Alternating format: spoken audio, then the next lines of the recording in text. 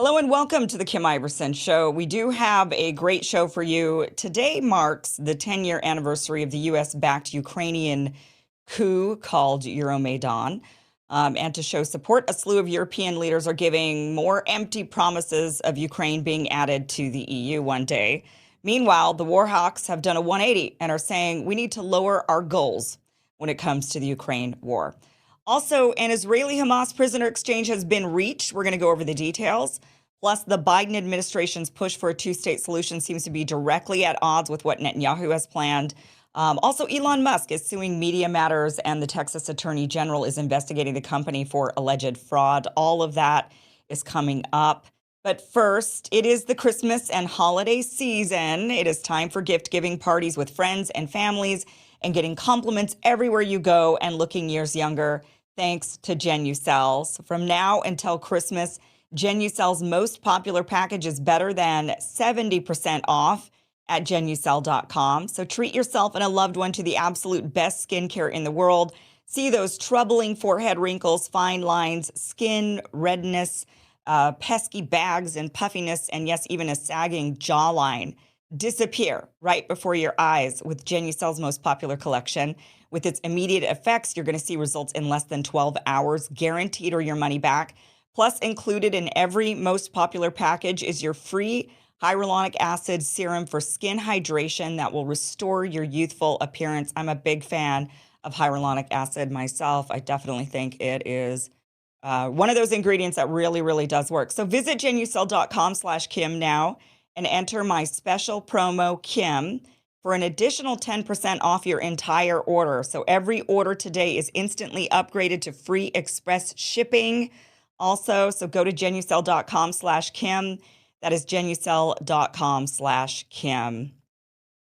Well, you know that Americans are waning on Ukraine when even liberal outlets like MSNBC are discussing needing to end the war and get to peace.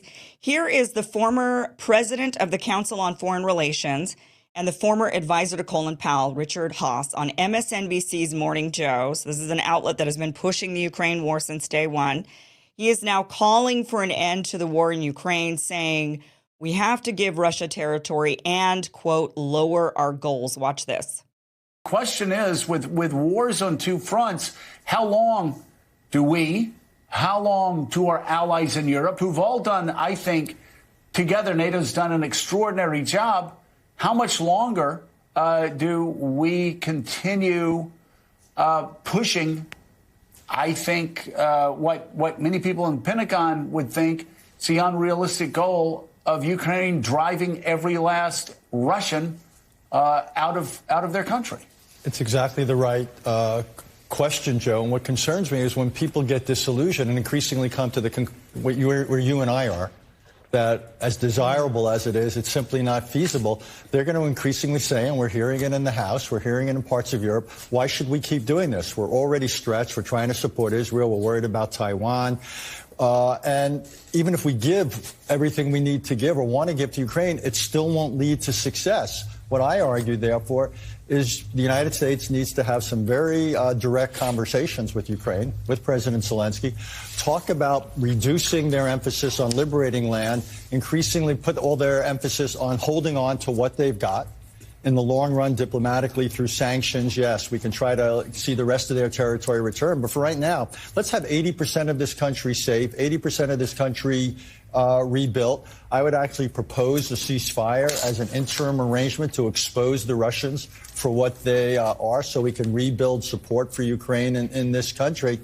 But we've had two fighting seasons. The idea that 1 or 2 or 3 more years of this is going to result in success, I simply don't see it. Russia's on a war footing. They have access also to arms from North Korea and Iran. So I just think, any time in foreign policy, any time in life, there's a big gap between what you're trying to do and your ability to do it. You've either got to increase your means or lower your goals. And I think here the only realistic option as a tactical measure is to lower our goals. Yeah, lower our goals after hundreds of thousands of people have been killed in Ukraine. I mean, this is just this is an absolute tragedy, and this outcome was predictable. Most anybody with any shred of honesty knew that there was no way Ukraine was ever going to defeat Russia because we knew that NATO wasn't going to come to Ukraine's rescue.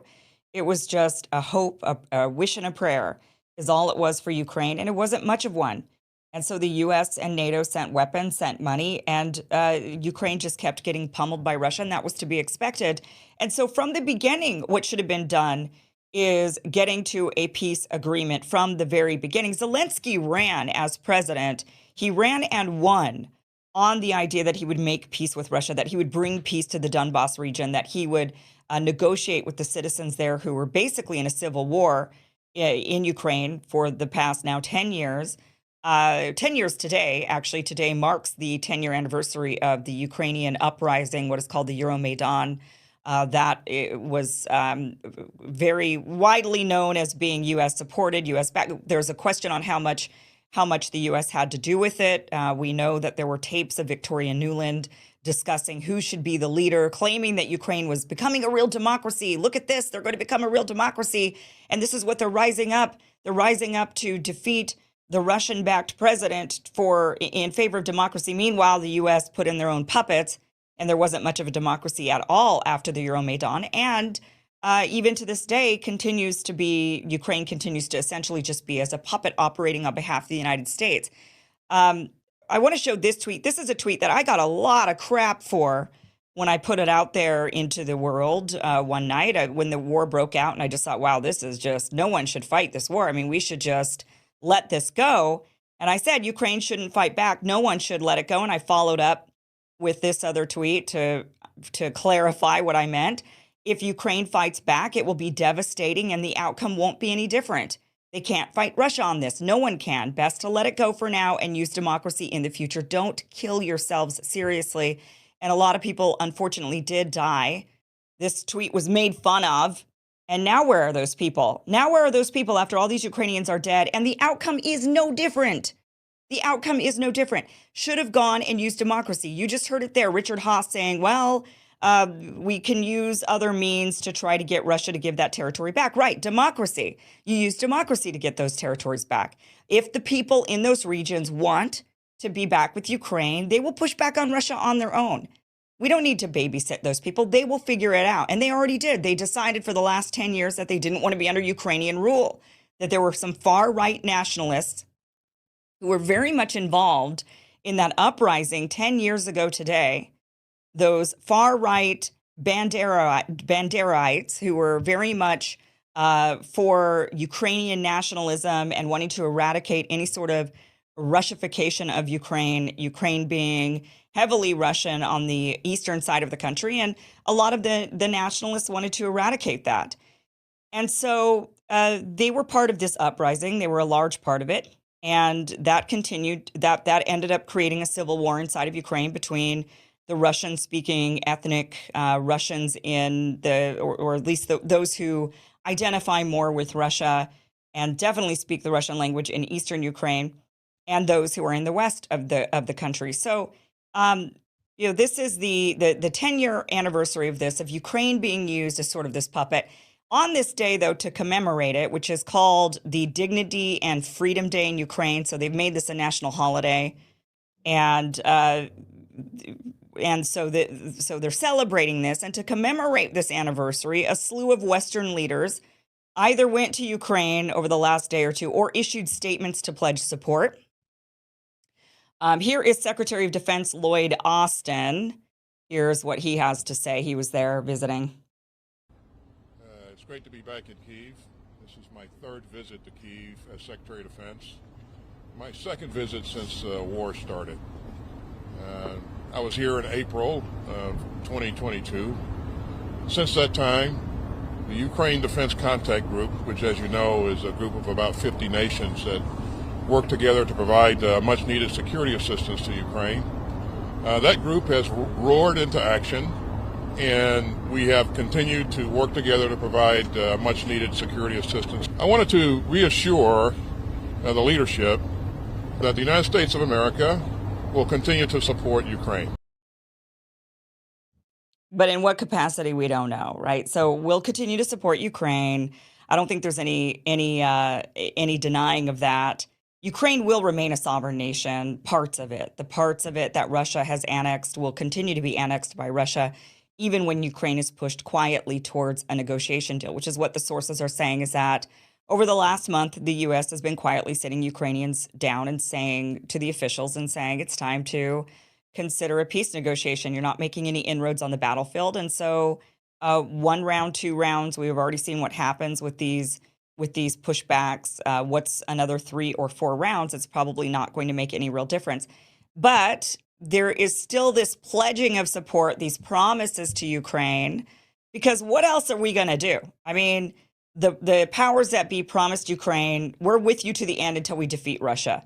So we're going to stick with you as long as it takes until Russia's defeated. And then suddenly, really quickly, actually, this was, you look at the war in Afghanistan, 20 years, you look at all of the various different wars that we've engaged in around the world, and they lasted a lot longer than a year and a half. But this one was very short, and already people are flipping, and it's because of what's going on in Israel, and potentially the realization that this could cause China to do something about Taiwan, in which case the U.S. would be spread very, very thin. And if you were looking at it from the China perspective, now would be a good time, right? I mean, from a strategic perspective, why wouldn't you strike while everyone's got the U.S. is spread very thin right now, and the economy's not doing well on top of it? So it's like you've got a war in Ukraine with endless money going out the door, war in Israel with money going out the door, which is going to result in even more money going out the door because we're going to have to help rebuild and help the Palestinian people, whether they stay in Gaza or get moved forcibly to Egypt. Either way, U.S. money's going out that door. And then you've got a crappy U.S. economy. And so now would be a good time if you were China to think about making a move on Taiwan. That is probably, I mean, look, we're not the only ones who've thought about this. I'm sure the Pentagon's thinking about this. I'm sure the administration's thinking about this. And so they're thinking, we've got to cut some things back. We can't continue this war in Ukraine. So they're trying to get them to stop doing that. At the same time, feeding Ukraine lip service, saying, okay, sorry about all those empty promises that we've made. We're not going to support you to the end in the same way as far as war and defeating Russia, but we're still going to be your friend, and we're still going to help you rebuild your country. And all of these European countries are now promising that Ukraine will still, empty promises, I'm sure, be admitted into the EU at some point. Here is President of the European Commission, Ursula von der Leyen, congratulating Ukraine on the anniversary of what they call, the Revolution of Dignity is what they call the Euromaidan. And she is saying that, we're going to be admitting you into the EU. Watch this. 10 years of dignity, 10 years of pride, 10 years of strife for freedom. The cold November nights of Euromaidan have changed Europe forever. A whole nation took to the streets and spoke with one voice. You said, Ukraine belongs in Europe and our future belongs to us. That is why the people of Ukraine wrap themselves in European flags, defying the snipers and the riot police. You decided to be masters of your own future. Today it is clearer than ever. The future of Ukraine is in the European Union. The future that the Maidan fought for has finally just begun. Slava Ukraine, and long live Europe. Okay, so there she says, you spoke with one voice, took to the streets and spoke with one voice. Yeah, one voice that ended up in a civil war with half the country fighting against it. So I don't know if that's really one voice, but here's also this is Germany's defense minister, actually still, so most of the European Union are now saying, well, we're going to add you into the EU. That's our goal at this point, kind of giving them empty promises, placating them, saying, oh, not all is lost. We'll get you into the EU. Not sure if that's actually really going to happen, but Germany is also promising quite a bit of a new round of weapons to Ukraine, 1.3 billion in weapons to Ukraine from Germany. Watch this. We will continue, of course, supporting in terms of air defense. Therefore, I have the honor and the pleasure to announce a new package for my visit here, and in this package is included, of course, another 4 further systems of IRIS-T SLM. Is included is artillery ammunition of 155 and panzer defense mines. So we are all together, it's a package of 1.3 billion euros. And I'm quite sure this is the fifth package since last winter. This will help you in your fight against the Russian aggression. That means and that underlines that we stand with Ukraine sustainably and reliably at the side of Ukraine. Thank you so far. And then meanwhile, hoping that they come to a peace agreement really quickly so that they don't have to continue shelling out a lot of money. The Europeans have started matching what the U.S. has been giving to Ukraine, but probably knowing that the U.S. money to Ukraine is going to be really slowing down because clearly there's no appetite for it anymore, really, amongst the political class because they've moved on to a new war. And that's making European people fed up. A lot of Americans are fed up. I mean, we just keep pivoting. It's this, we have to support this country because democracy relies on it. And then we pivot suddenly within a year and a half to another country. We have to support this other country because democracy relies on it. And then what's the next pivot? In a year and a half, are we going to be pivoting to another war? We have to support Taiwan because democracy depends on it. I mean, people are saying, no, you know what? We need to protect our democracy here on our own shores. And this isn't democracy. I'll tell you what isn't democracy is giving away billions of US dollars when the people are not in support of it. That's not democracy. Yet they're sitting there saying, we got to protect democracy, protect democracy. What about our own democracy? How about we protect our own? How about we protect, how about we build up our own cities rather than rebuilding Ukraine, allowing American businesses to go in, Western businesses to go in and just make a boatload of money in Ukraine. That's what they're looking forward to. Why don't we start building up our own country? Here's Polish President Andrzej Duda saying Poland will stand side by side with Ukraine in the fight against the aggressor. He said, we will help you on your way to the European Union and NATO, is what he says in this address. Here is Maya Sandu. She is the president of Moldova. This is what she has to say. It's a pleasure to be here in Kyiv once again, standing with President Zelensky as Ukraine continues to heroically resist Russia's brutal, unprovoked invasion. By defending Ukraine, you are defending Moldova too. Moldova stands and will continue standing with Ukraine. So Moldova is also looking to get into the EU. But, you know, we hear this line a lot. When you're fighting not just for you, but you're fighting for us. And Zelensky's made that case. We're not fighting just for us. We're fighting for you as well. And then Netanyahu takes that line exactly, almost word for word, and says, we're not fighting just for us. We're fighting for you. Because if we don't fight them here, they're coming to you. Like as if Russia's coming to the United States shores, or like Hamas is coming to the United States shores. All those Arab nations are coming for us. And so is Russia. And that is what they've spun. And it's all to get U.S. support. And what's crazy is it works. Here's Zelensky. He tweeted this out, or he actually spoke about this today, saying the presidents of the EU Council and Moldova paid visits to Kiev for Ukraine's Dignity and Freedom Day, which is what they call it. That's their holiday. Says this is really symbolic. The main focus of our talks was on Ukraine and Moldova's EU integration. Ukraine takes every necessary step to begin EU accession negotiations. We have adopted all of the necessary decisions. So this is what's sad. So here's Ukraine saying, we've done everything you've asked us to do. Now let us in. But of course, they're not going to let them in because they're going to say, oh, you've got problems. You know, you've got a war. You've got Russia right there. You've got corruption. Your economy's not that great. Whatever it might be, they're not going to allow Ukraine in any time soon. Maybe they would. I mean, look, as a consolation prize, they might say, well, we'll give you a path to the EU, and they might make them part of EU light. You know, they might do it in some kind of light way, but then say, this is the way we're working you in. I mean, that's possible. But he goes on to say, we've adopted all of the necessary decisions. We shortly adopt even what was intended to be adopted until spring after the political EU decision to open negotiations. Ukraine's position is crystal clear. We must do everything in order to be completely prepared for the start of the accession talks. This has a very real value for us, since every success of our state adds confidence and motivation to our people, to all those who are defending Ukraine and helping. Today, we discussed the steps ahead. And of course, it is very important for the EU to follow through on its promise by adopting the decision that will enable the beginning of Ukraine's EU accession negotiations. So now he's just begging to be part of the EU.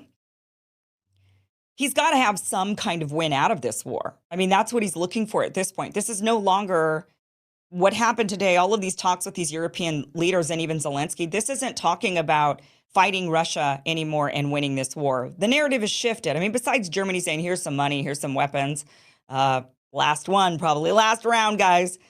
Besides that, everything's shifted, and now it's a conversation again about being in the EU.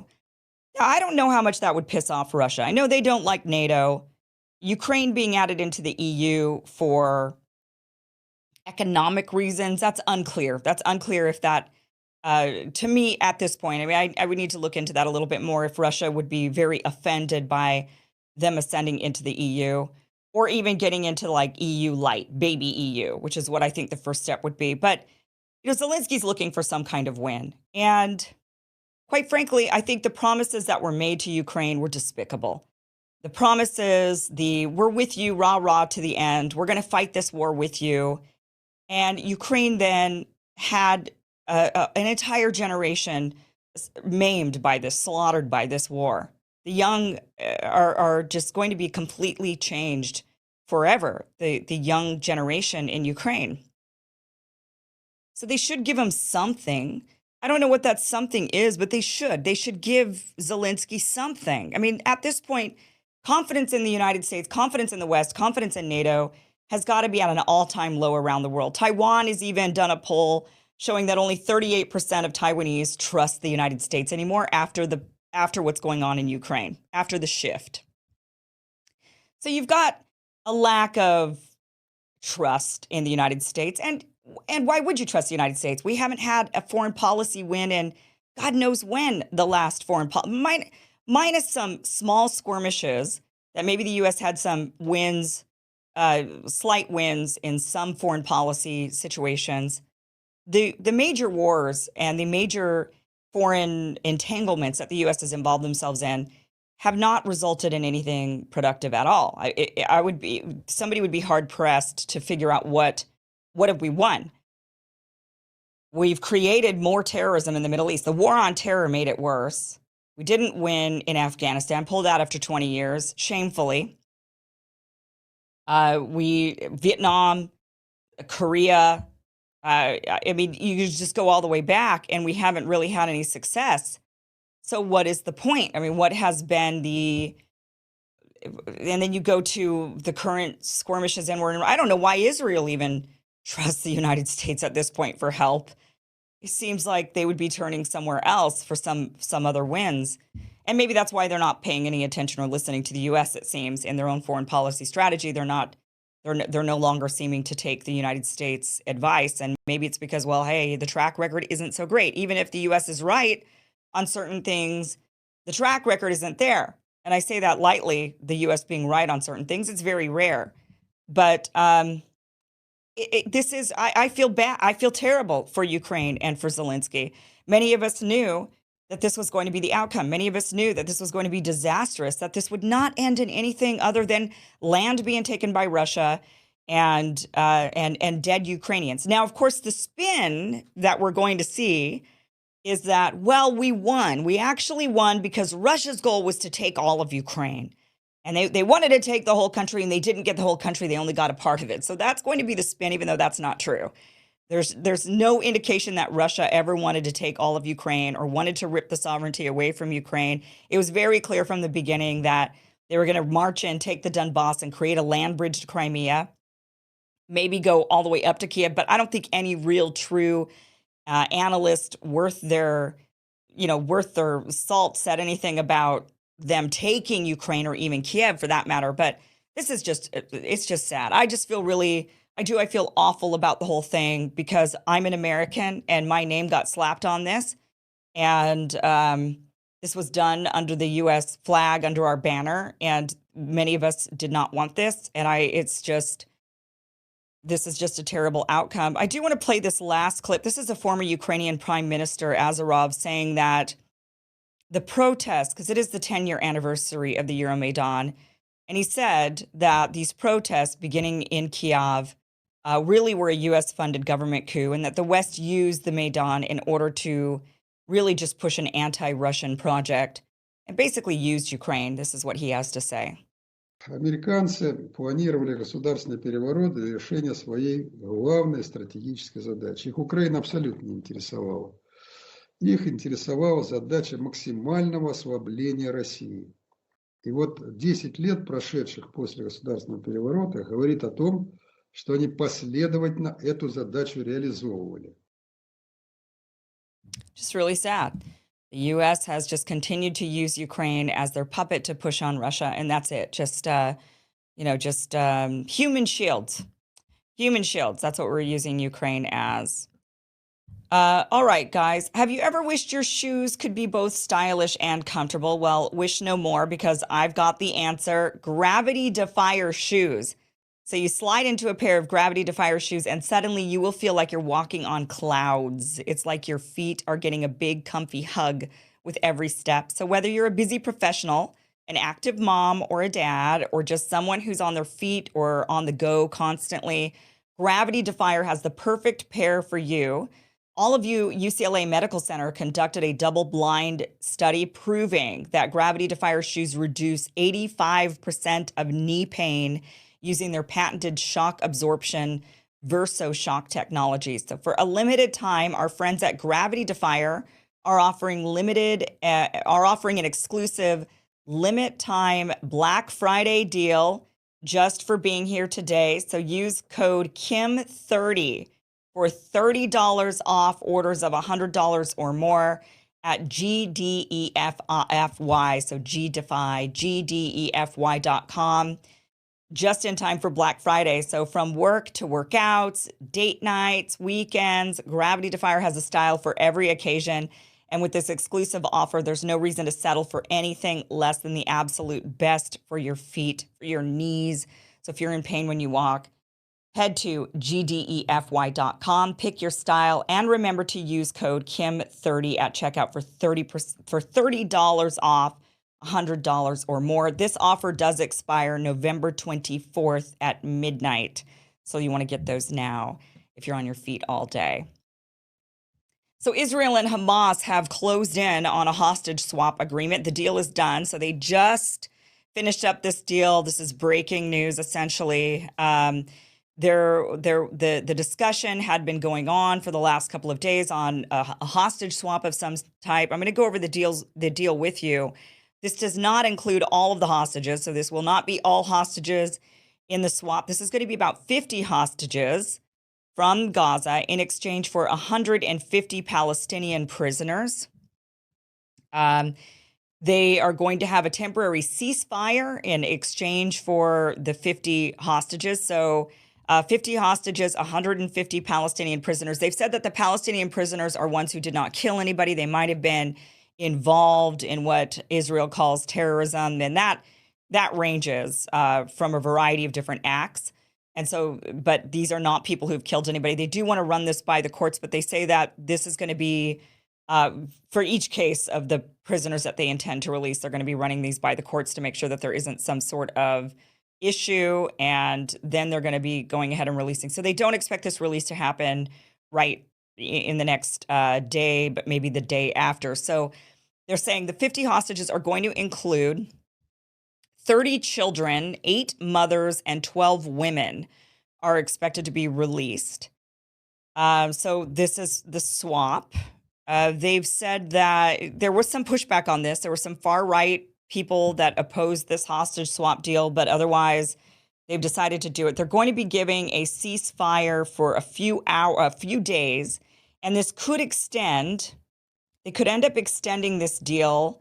Let me just kind of get to the updates on this, because this is kind of fast breaking news, and it just continues to kind of evolve a little bit. But they are going to be doing a ceasefire for a few days. This could end up being extended. If there's an idea that Hamas might release even more than 50, like 10 more hostages in exchange for a ceasefire for maybe a 6th day. So right now I think it's for 4 or 5 days of the ceasefire. And that could be extended if they end up giving them some more hostages. Now, there are over 200 people in custody. Another thing that's interesting about the swap is that Israel has said they're only negotiating for Israeli hostages. So some of these are Americans, but they're Americans with Israeli citizenship. They're saying that other countries, this is where it gets weird, right, with Israel, because Israel's the one who's bombing Hamas. Israel's the one who's at war with Hamas. No other countries are at war with Hamas. But Israel is saying that if you want your hostages back, saying this to other countries, then you're going to have to do your own negotiation. Well, what leverage does any other country have? Are they going to be able to say, okay, we'll stop bombing you in exchange for our hostages? Well, those other countries aren't bombing Hamas. So it's odd that Israel wouldn't use their power to also to get all of the hostages back, not just Israeli citizens, but everybody. It seems that one of the first things that should have been negotiated maybe is foreign citizens to be let go first, because they're not Israelis, they're not occupiers, is what Hamas would categorize them as. So Hamas's beef is against the occupation, the occupiers against Israel's blockade on Gaza. And so if you're holding foreign nationals that are not even Israeli, it seems like that would be an easier negotiation. But Israel's saying, no, we're only negotiating for the Israelis. This is what Biden had to say about this. So this was just earlier. I just want to play this for you. He was saying we are very close, but I just want to play this so you could hear from him. And I'm sure he's going to update and give another statement. But this is what he had to say before this deal was officially struck. Watch this. We're now very close, very close. We could bring some of these hostages home very soon. But I don't want to get into the details of things because nothing is done until it's done. And we have more to say, we will, but things are looking good at the moment. Well, and it turns out that that deal ended up getting done. We don't, again, some of the details, it's going to get a little bit muddy when they discuss which hostages are going to be doing the exact swap with, and that's where they have to get into further negotiations. Here's Netanyahu. So a lot of people have said, well, see, all Hamas ever had to do was let go of the hostages and none of this would have happened. That is not true. Netanyahu has vowed war on Hamas, hostages or no hostages. So this hostage swap would not have, had Hamas let go of all the hostages, it would not have changed the outcome of what is happening right now in Gaza. And that is something that is just a fallacy that some people believe, is that the only thing Israel wants back are their hostages.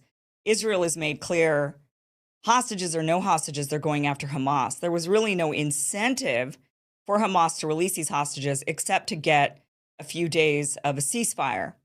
Now, Israel is saying, oh, well, they're going to use these days. They're going to use these days to rebuild, and we're wary about that. And they're going to be reorganizing, and they're going to be doing some tactical things so that they can kind of re-gear themselves for more attacks. And that's, of course, true. Any military or any militia group would.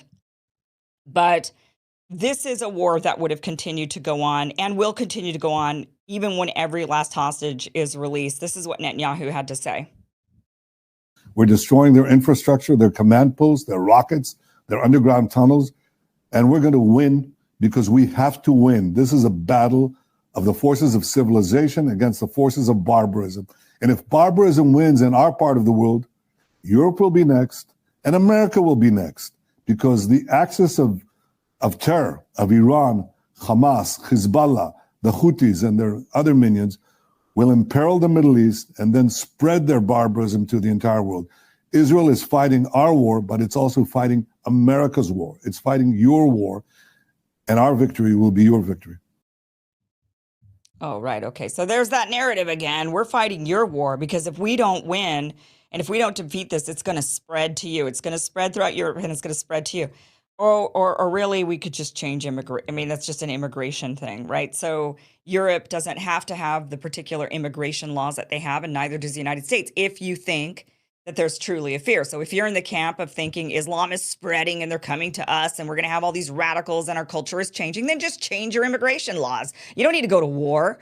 That's absurd to think that the only way to defeat it is to go to war and kill people. Oh, you could just close your borders if that's what you think. Now, one thing is that it's very clear that the U.S. and Netanyahu's government are not aligned. This is very clear as time has gone on. And this is going to be really interesting. It's going to be interesting to see if the U.S. has really any control or power over Israel. For many, many years, the thought was that Israel was little America. That's what Iran calls Israel. That's why Iran and many of the Arab nations in the Middle East are offended by Israel and Israel's existence in the Middle East, because they feel like it's really just a giant U.S. base. a giant U.S. military strategic post right there pointing at them with nukes pointing in their direction. They don't like it. So for the longest time, Israel's been called Little America or America's little brother, but it's looking like that may have changed and that the power has shifted and that Israel may have more power over the United States than the United States has over Israel. And this is where we're going to really see what happens is how the ending of this war, what happens at the end of this war, what happens day one at the end of this war. Is Israel going to occupy Gaza? Are the far right, which is now just turned into mainstream right, factions, are they going to win in pushing the Palestinians out to Egypt? Is that something that they're going to be able to successfully do, is basically expel an entire population? Right now, the U.S., though, is trying to pressure for a two-state solution and pressure Israel into not occupying Gaza when this is all said and done. So the U.S. has sent over their energy security advisor, who is Amos Hochstein. And Amos is actually a U.S. and Israeli citizen. He was born in Israel, but he's a dual national, and he's the Biden energy security advisor. So he went over to Israel to push for Gazans to have offshore gas reserves and using those gas reserves in order to revitalize their economy. And this is something that apparently was proposed back in June. And now the U.S. is trying to push for it, saying, hey, listen, we've got to allow Gaza to rebuild once the Palestinian Authority, this is what the Biden administration is pushing for, is for the Palestinian Authority, which is the authority over the West Bank, to go into Gaza, take control over Gaza, and to get oil reserves. And with those oil reserves, they would be able to rebuild their economy and also use it for energy, which is what they need, because in Gaza, they were only getting 4 hours a day of energy even before the war broke out. So this is what the U.S. is kind of angling for, and using their, Israeli-born energy security advisor to hopefully go over there and kind of finesse things a little bit. But here's Netanyahu reiterating that Gaza will not be under the control of the Palestinian Authority when the war is over. And the reason why Netanyahu wants that is because he does not want a two-state solution. In order to get to a two-state solution, you need to have one government that is over the Palestinian people who would then negotiate that deal. That is something that Netanyahu has effectively destroyed. The Oslo Accords, he's bragged about effectively destroying them. He's bragged about effectively destroying any hope for a two-state solution by keeping Hamas in power in Gaza. So if you could keep the Palestinians divided, then you never get to a two-state solution. The Biden administration is pushing for the Palestinian Authority to go in and control Gaza. Netanyahu has his own plans. Here's Netanyahu once again reiterating Israel's refusal to allow Palestinian Authority to control Gaza after the war. Watch this. Horrible massacre at the Nature Festival near Gaza. It actually accused Israel of carrying out that massacre. This is a complete reversal of truth. Abu Mazen, who in the past has denied the existence of the Holocaust, today is denying the existence of the Hamas massacre. And that's unacceptable. My goal is that the day after we destroy Hamas, any future civil administration in Gaza does not deny the massacre, does not educate its children to become terrorists, does not pay for terrorists, and does not tell its children that their ultimate goal in life is to see the destruction and dissolution of the state of Israel. That's not acceptable, and that is not the way to achieve peace. Okay, so no two-state solution is ultimately what he's saying. He's saying it in a really nice way, flowery way, to get you to go along with it. With, no, look, the PA, they ruined things. This is all their fault, even though this is Hamas. But now he's at war with the PA, it seems. And he's saying, no, they're not going to control it. And that's really him just saying there will be no two-state solution. It's dead in the water. Here's Biden, though, reiterating that two-state solution. I made it clear to the Israelis that, to Bibi and to his war cabinet, that I think the only ultimate answer here is a two-state solution that's real.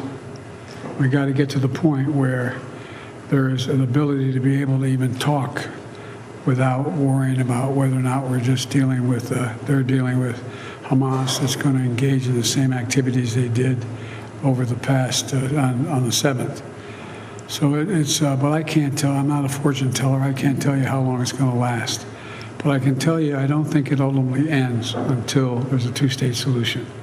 I made it clear to the Israelis, I think it's a big mistake for them to think they're going to occupy Gaza and maintain Gaza. I don't think that works.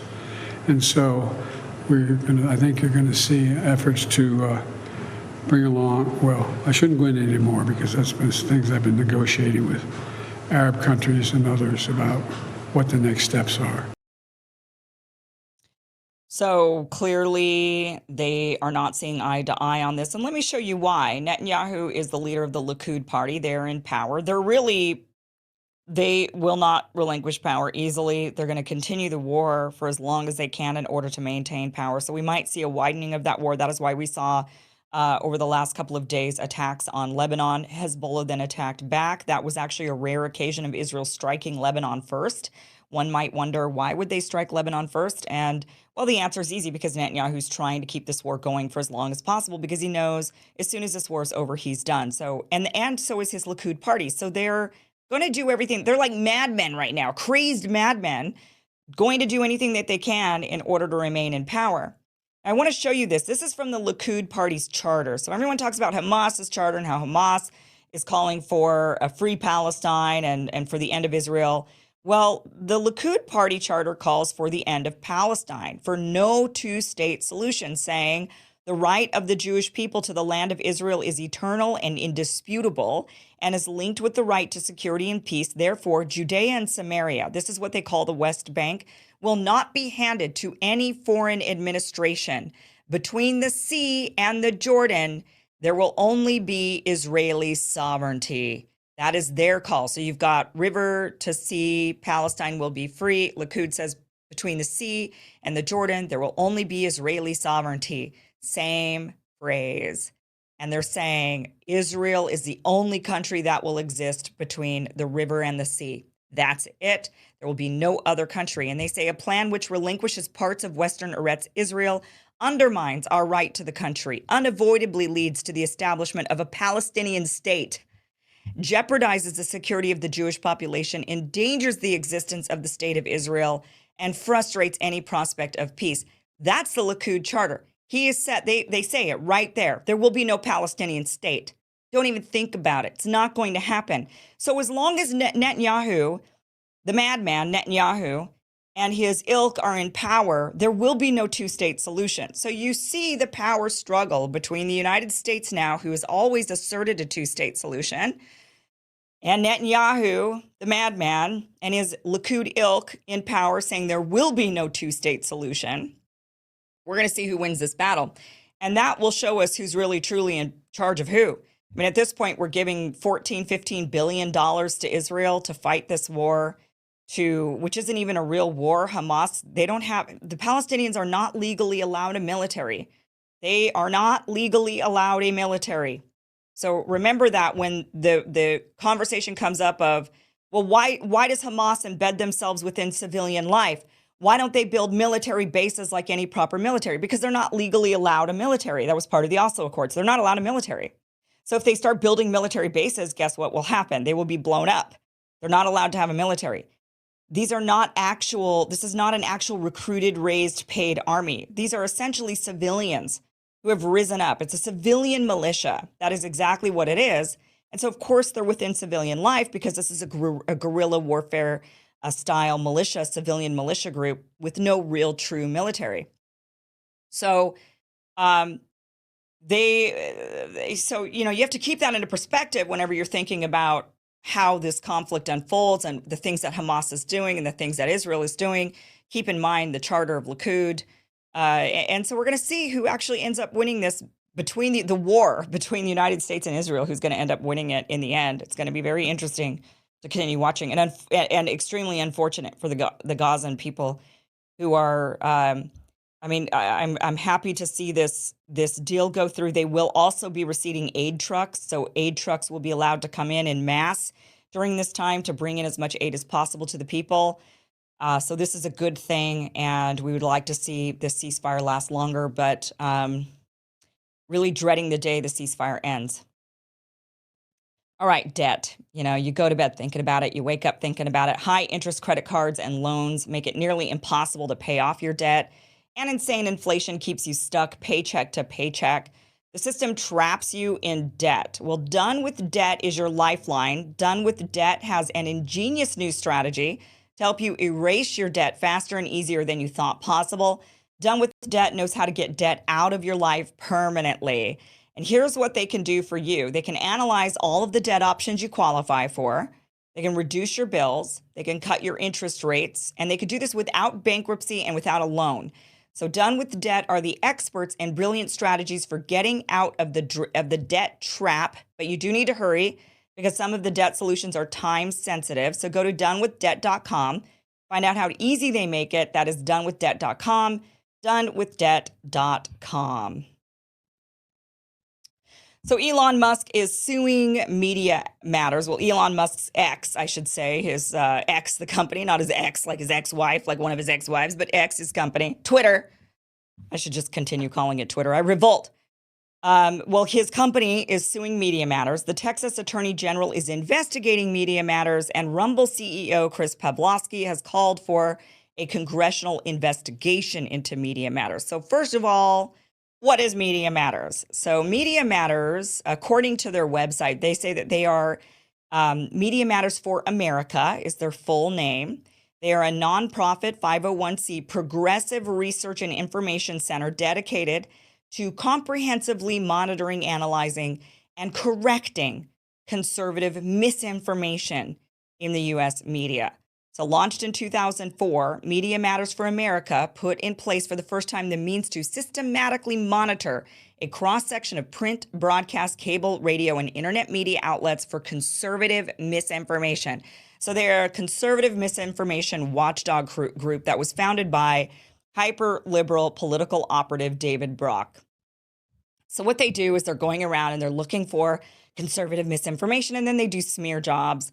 On their website, they publish these comprehensive, what they call comprehensive research pieces, and they essentially smear anyone who they deem to be in conservative media. And many of us have been hit by Media Matters.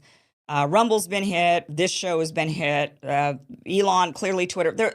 Anybody that they deem to be spreading conservative misinformation, even though I'm not a conservative, they do hit pieces on. So this is the piece that last week Media Matters published. So you can see this is the piece here. As Musk endorses anti-Semitic conspiracy theory, X has been placing ads for Apple, Bravo, IBM, Oracle, and Xfinity next to pro-Nazi content. So what they claim is that they were on Twitter or X and they were scrolling around and they saw anti-Semitic posts, and next to those posts were ads by companies who do not want their ads next to anti-Semitic posts. Here's a couple of the examples that they put in this article. So they put, you could see these, so you could see the Xfinity ad there being run next to a post that they consider to be anti-Semitic. This person was talking about the Third Reich and going on about Nazis. And then right below it, you see this Xfinity ad. Also, this Apple ad runs under another Nazi Adolf Hitler post. Then the next shot here, again, you've got BravoCon right next to, or Bravo right next to the same account posting more anti-Semitic stuff, talking about Nazis. And so you're seeing these Adolf Hitler quote there next to an Oracle ad. And this ends up, so they're saying, see this. And as a result, a bunch of these companies did end up pulling their advertisement from Twitter. They wrote an update on November 17th. Axios reported that Apple is pausing all advertising on X. And also IBM released a statement to the Financial Times saying that it has suspended all advertising on X while we investigate this entirely unacceptable situation. So a lot of these major media companies, a lot of these major advertisers decided to pull their funding from X because they felt like, hey, you're running our content next to anti-Semitism and you need to do more to prevent that from happening. So here's the lawsuit. So X actually says, no. What you guys did is fraud. This is not real. You guys manipulated the algorithms. You created a bunch of fake crap. And this is essentially fraud. This is like you going out there to my protest with Nazi flags, and then my protest gets smeared as being a pro-Nazi protest. when it's like really these political operatives showing up in order to smear the protest. It's meant to be disparaging in nature. It's a plot. It's a conspiracy in order to make things look different than they actually are. So he says in the actual lawsuit, Media Matters executed this plot in multiple steps, as X's internal investigations have revealed. First, Media Matters accessed accounts that had been active for at least 30 days, bypassing X's ad filter for new users. Media Matters then exclusively followed a small subset. So what they're saying, I'm not going to read you all this legal jargon, but essentially what they said in this is that Media Matters, what they did, according to what they could see on the back end of the accounts that Media Matters created in order to create this scenario with these ads being run by this Nazi content and Adolf Hitler content. They said that they opened up these new accounts and they followed very specifically Nazi accounts and only Nazi accounts. And they only followed two groups. They followed Nazi accounts, and then the other accounts they followed were advertiser accounts. So that gamed the algorithm to make it where you would end up with postings from the companies that you're following, the advertisers, and also then the Nazi content that you're following. So you're only going to see two types of content on your feed because that's what the algorithm is going to give you, because that's who you followed. So they're saying this is not natural. This is not normal. This isn't normal behavior. You've done this very specifically. You've created an environment that would end up with these results. And more specifically, they said that they said that in fact, IBM's, Comcast, and Oracle's paid post appeared alongside the fringe content cited by Media Matters for only one viewer. One out of more than 500 million viewers saw what they posted on their website. And they figured that was the Media Matters account that was gaming the algorithm. And not only that, but they were refreshing over and over and over and over their feeds. They weren't behaving like normal users. They were going on there on their new accounts. They were refreshing the feeds and refreshing the feeds and refreshing the feeds over and over and over. They said 13 to 15 times more than a normal person in order to finally get that one time, like playing a slot machine, that one time when the ad would pop up next to the anti-Semitic content. And so they were basically engaging in fraud because they weren't behaving in a way that is normal. Michael Schellenberger and his team also tried to replicate this experiment. He did a really good summary of what was of the issue with X and Media Matters. And he says, hey, listen, we shouldn't take X's word for it because they obviously have skin in the game and they have reason to be biased. So he said, we ended up doing our own experiment.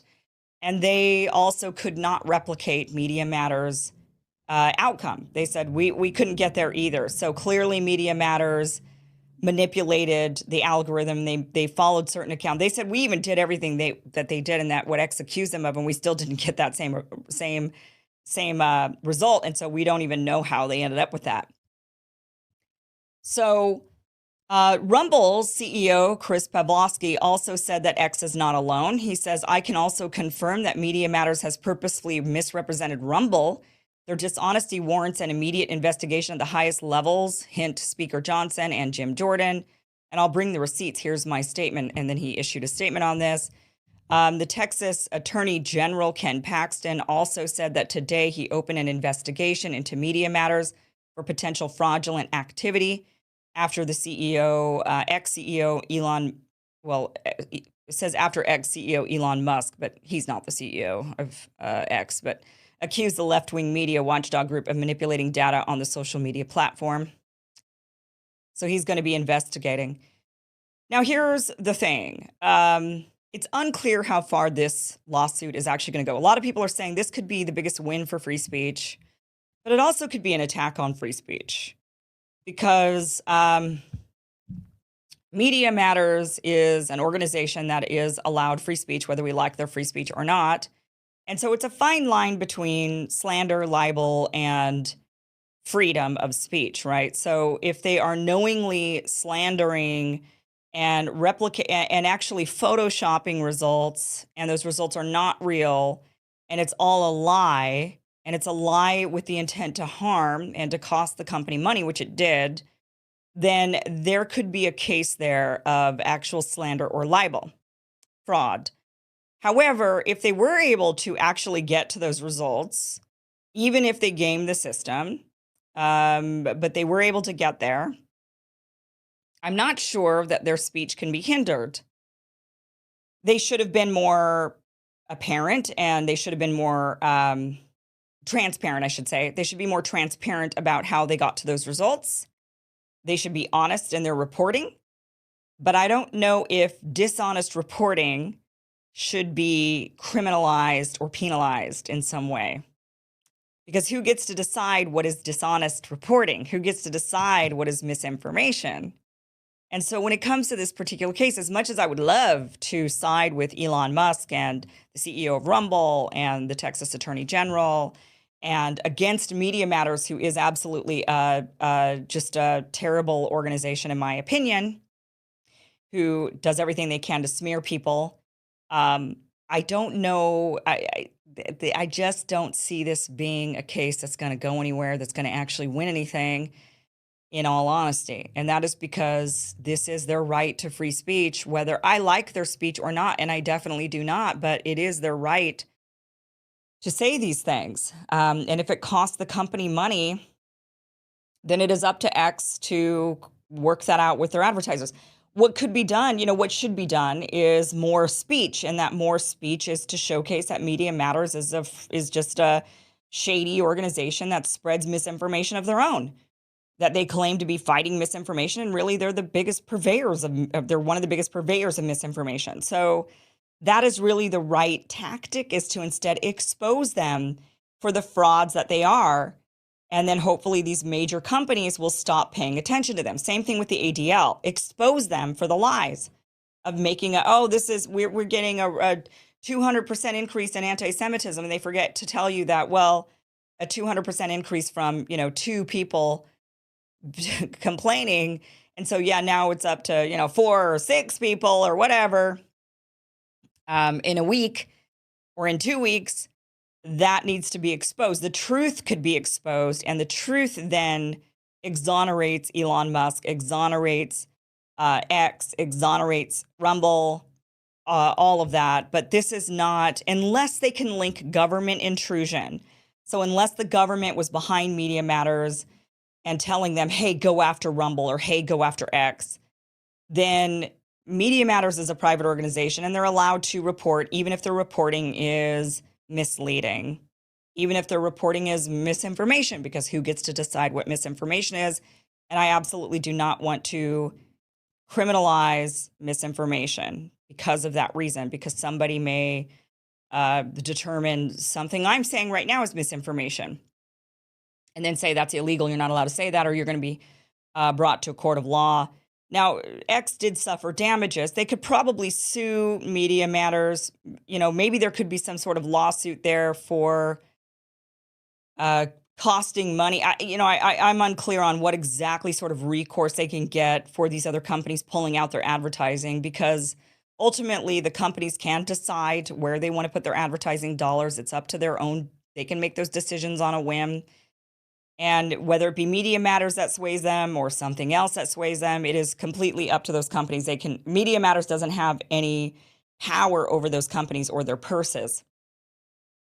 So it's really, really tricky. It's a tricky case. Like I said, as much as I would love to get behind it, I think this could lead to a precedent that is scary. I don't like supporting any sort of criminalization of misinformation or calling something misinformation.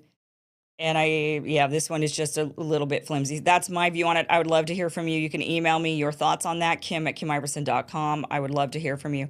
I do want to share this, however, with you. This is also coming from X, in order to Elon Musk actually put this out here, this tweet about donating revenue.